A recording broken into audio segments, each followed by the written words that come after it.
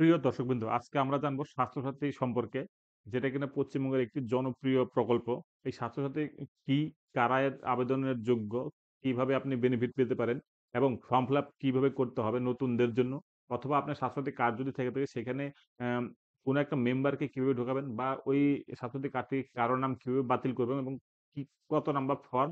এই সমস্ত কিছু নিয়ে আজকের এই ভিডিওটি। তো বন্ধুরা, ভি যদি চ্যানেলটিতে নতুন হয়ে থাকেন তাহলে পরে অবশ্যই চ্যানেলটিকে সাবস্ক্রাইব করবেন। যদি ভিডিওটি ভালো লাগে তাহলে অবশ্যই লাইক, কমেন্ট, শেয়ার করতে ভুলবেন না। তো চলুন বন্ধুরা দেখে নিই এই স্বাস্থ্যসাথী অ্যাকচুয়ালি কি? স্বাস্থ্যসাথী যেটা কিনা আমরা জানি হেলথ ডিপার্টমেন্টের আন্ডারে আছে। প্রকল্পটির উদ্দেশ্য কি? প্রত্যেক রাজ্যবাসীকে উন্নত মানের স্বাস্থ্য পরিষেবা পৌঁছে দেওয়া। রাজ্য ও রাজ্যের বাইরের ২,০০০ এরও বেশি হাসপাতালে স্বাস্থ্যসাথী কার্ডধারী পরিবারের সদস্যরা বছরে পরিবার পিছু ৳৫,০০,০০০ পর্যন্ত চিকিৎসা করাতে পারেন।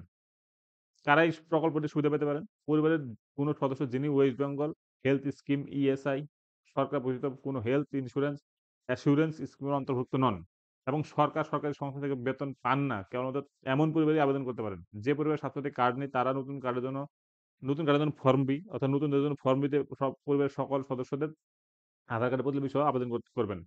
পূর্বেই রেজিস্টার্ড বা নিবন্ধিত কিন্তু কার্ড নেই, সেই পরিবারকে শীঘ্রই কার্ড প্রদান করা হবে। নতুন করে আবেদন করার প্রয়োজন নেই।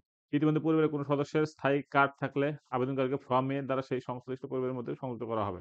স্বাস্থ্যসাথী কার্ডে নিবন্ধিত সদস্যের কোনো তথ্যগত ভুল সংশোধনের প্রয়োজন হলে ফর্ম সি তে উপযুক্ত প্রমাণস্বরূপ আবেদন করতে হবে। কি বলছে প্রকল্প আবেদনের জন্য প্রয়োজনীয় নথি? আবেদনকারীর মোবাইল নাম্বার, আবেদনকারী সহ পরিবারের সকল সদস্যদের আধার কার্ড, খাদ্যসাথী খাদ্যসাথী মানে রেশন কার্ড, আপনার কার্ডের প্রতিলিপি, নাম, ঠিকানা সহ প্রয়োজনীয় ফর্ম পূরণ করবেন। এটা কোথায় জমা দিতে পারেন? এখানে অনেকগুলো দেওয়া আছে। মহকুমা শাসক, পৌর নিগম অথবা স্বাস্থ্যসাথী মোবাইল অ্যাপ অথবা আপনি দুয়ার সরকারে আপনি জমা করতে পারেন। অথবা আপনি এই যে এখানে দেখুন একটা ওয়েবসাইট দেওয়া আছে। এখানে গিয়ে আপনি অনলাইনেও জমা করতে পারেন। ঠিক আছে? তো আপনাকে বলি দুয়ারে সরকার চলছে এখন। সেখানে গিয়েও আপনি জমা করুন। যেটা কিনা ২৮ ফেব্রুয়ারির মধ্যে টোটালটা প্রসেসিং হবে। আর এই দুয়ারে সরকার চলবে ২৪শে জানুয়ারি ২০২৫ থেকে ১লা ফেব্রুয়ারি ২০২৫ পর্যন্ত। তো চলুন বন্ধুরা দেখে নিই আমরা যে ফর্মগুলো আমরা কিভাবে ফিল আপ করব। ঠিক আছে? এই দেখুন এটা হলো গিয়ে নতুন করে এনরোলমেন্ট করার জন্য এই ফর্মটি। তো এখানে আপনি অ্যাপ্লিকেশন আইডি লেখার দরকার নেই। এটা আপনার যারা অধিকারী থাকবে তারাই লিখবেন। ঠিক আছে? তো আপনি এখানে ডিস্ট্রিক্ট, ব্লক, পঞ্চায়েতের নাম, গ্রামের নাম আর আপনার যেখানে বাড়ি সেই গ্রামের নাম এখানে লিখে দিবেন। ওকে? আপনি মাইনরিটি কিনা যদি অন্য কিছু হয়ে থাকেন তাহলে পরে সেখানে লিখে দিবেন। আম মুসলিম, বৌদ্ধ, খ্রিস্টান যারা আছে আমাদের এখানে মাইনরিটি সেই ক্যাটেগরি যদি হয়ে থাকেন তাহলে আপনি ইয়েস, নো করবেন। যদি কাস্ট সার্টিফিকেট এসসি থাকে তাহলে পরে বা এসটি থাকে সেখানে টিক মারবেন। ডিপার্টমেন্ট ইফ এমপ্লয়েড অর্থাৎ যদি কোন চাকরি করেন তাহলে সেখানে লিখে দিবেন কোন ক্যাটেগরি। ঠিক আছে? আপনি এখানে আপ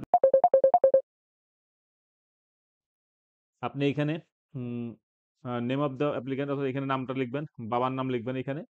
তারপরে আপনার অফিস যদি থাকে তাহলে অফিসের আইডি এখানে লিখতে পারেন। ঠিক আছে? যদি আপনি কোন মেম্বার অফ এমপ্লয়ি হন তাহলে এখানে আইডি লিখতে হবে। ওকে?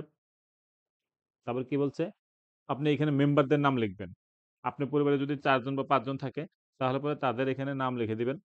এখানে মেল বা ফিমেল সেটা লিখবেন, বয়স লিখবেন, রিলেশন কি অর্থাৎ যিনি মেইন পরিবারের কর্তা তার সাথে বাকিদের সম্পর্ক কি? যদি হাসব্যান্ড থেকে হাসব্যান্ড, ছেলে, মেয়ে যারাই থাকুক না কেন এখানে পরপর লিখে দিবেন। মোবাইল নাম্বার লিখবেন, সবারই লিখতে পারেন বা একটাও লিখতে পারেন। স্বাস্থ্যসাথী নাম্বার মানে রেশন কার্ডের নাম্বার যা প্রত্যেকজনের এখানে আলাদা, আলাদা করে লিখবেন।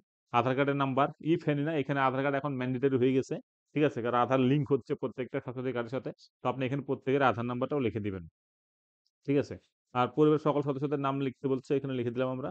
তো যাই হোক এখানে আপনি বেনিফিশিয়ারি যিনি আছেন সে সই করে দিবে। সিগনেচার অফ ভেরিফাইং অফিসার অর্থাৎ আধিকারিক যারা আছে তারা এখানে সই করে দিবে। এই হলো গিয়ে আপনার নতুন করে এনরোলমেন্ট করার ফর্ম। এবার আমরা জানবো ফর্ম ডি সম্বন্ধে অর্থাৎ ডিলিশন। যদি আপনি কোন একটা স্বাস্থ্যসাথী কার্ড থেকে কারো নাম বাদ দিতে চান তাহলে পরে এই ফর্মটি ফিল আপ করতে হবে। Process same. এখানে ইউআরএন নাম্বার মানে আপনার স্বাস্থ্যসাথী কার্ডের মধ্যে একটা নাম্বার হয়। ইউআরএন নাম্বার যেটাকে বলা হচ্ছে। তো অর্থাৎ কার্ড নাম্বার যেটা আপনার একদম নিচের দিকে থাকে, ঠিক আছে? তো সেই নাম্বারটা এখানে বসিয়ে দিবেন অর্থাৎ কার্ডের নাম্বারটা বসিয়ে দিবেন এখানে। বসিয়ে দেওয়ার পরে যার নাম বাদ দিতে চাচ্ছেন তার নাম লিখবেন, বয়স লিখবেন, এজ লিখবেন, রিলেশনটা লিখবেন যে আপনার সাথে কি সম্পর্ক। মোবাইল নাম্বার দিয়ে দিবেন, খাদ্যসাথী নাম্বার অর্থাৎ রেশন কার্ড নাম্বার দিবেন, আধার কার্ড নাম্বার দিবেন। দিয়ে এখানে আপনি সই করে দিলে পরেই এটা জমা করবেন তাহলে পরে এই স্বাস্থ্যসাথী কার্ড থেকে তার নাম বাতিল করে দেওয়া হবে। ঠিক আছে? এবার আমরা চলুন দেখে নিই যে কারো নাম এডিশন করবেন অর্থাৎ স্বাস্থ্যসাথী কার্ড আছে আপনার, কারো নাম ঢোকাবেন। তাহলে পরে এই ফর্মটি অর্থাৎ আপনি ফর্ম এ, ঠিক আছে? ফর্ম ডি হলো ডিলিশন, ফর্ম এ হলো গিয়ে এডিশন। এবার দেখুন এখানে ইউআরএন নাম্বার অথবা আবার কার্ডের নাম্বারটা দিবেন। স্বাস্থ্য কার্ডের মধ্যে দেখবেন লেখা থাকে। আর এখানে আপনারা জানেন ডিস্ট্রিক্ট, ব্লক, পঞ্চায়েত যা আছে সবকিছু লিখে দিবেন। বেনিফিশিয়ারি নাম লিখবেন, ফাদার্স নাম লিখবেন। লিখে আপনি যার নাম অ্যাডিশন করতে যাচ্ছেন তার নাম লিখবেন, মেল লিখবেন, ফিমেল লিখবেন, রিলেশন লিখবেন, মোবাইল নাম্বার দিবেন, খাদ্যসাথী নাম্বার অর্থাৎ রেশন কার্ড নাম্বার দিবেন, এখানে আধার নাম্বার দিবেন। দিয়ে আপনি সব সইগুলো দিবেন এখানে। দেওয়ার পরে আপনি দুয়ারে সরকার বা অনলাইনে আপনি আবেদন করতে পারেন। করে জমা দিলে পরে আপনার স্বাস্থ্য কার্ড থেকে তার নামটা এড হয়ে যাবে। যে মেম্বারের নাম আপনি এড করতে চাচ্ছেন। এই ছিল আপনাদের আজকে আমাদের স্বাস্থ্যসাথী সম্পর্কে আলোচনা। তো যাই হোক বন্ধুরা, যদি ভিডিওটি ভালো লাগে তাহলে পরে অবশ্যই চ্যানেলটি সাবস্ক্রাইব করবেন। লাইক, কমেন্ট, শেয়ার করতে ভুলবেন না।